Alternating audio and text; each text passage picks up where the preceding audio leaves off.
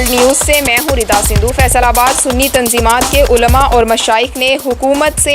مفکر و مفسر اسلام اور بانی تحریک صراط مستقیم علامہ ڈاکٹر محمد اشرف جلالی کی فوری رہائی کا مطالبہ کیا ہے۔ ہمارے نمائندہ خصوصی پاکستان غلام دستگیر کی رپورٹ کے مطابق پریس کانفرنس کے دوران علامہ اشرف شاد، مفتی سعید قمر سیالوی، پروفیسر رضا المصطفیٰ صدر سنی علماء بورڈ، پروفیسر آصف رضا ڈویژنل صدر سنی تحریک، شیخ قدیر الزماں جلالی، حبیب اللہ سیالوی، محمد اعجاز سلطانی، مفتی عزیز احمد قادری،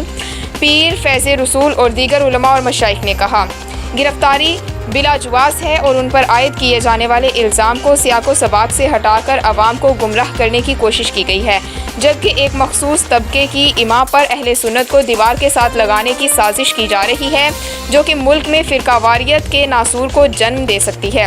حالانکہ ڈاکٹر محمد اشرف جلالی نے ہمیشہ عقیدہ توحید کے پرچار و ناموس رسالت، اہل بیت و صحابہ کرام کی شان و محبت کے فروغ کے لیے اپنا جاندار کردار ادا کیا ہے۔ انہوں نے حکومت پنجاب اور چوہدری پرویز الہی کی طرف سے تحفظ بنیاد اسلامی بل پیش کرنے پر انہیں خراج تحسین پیش کیا ہے۔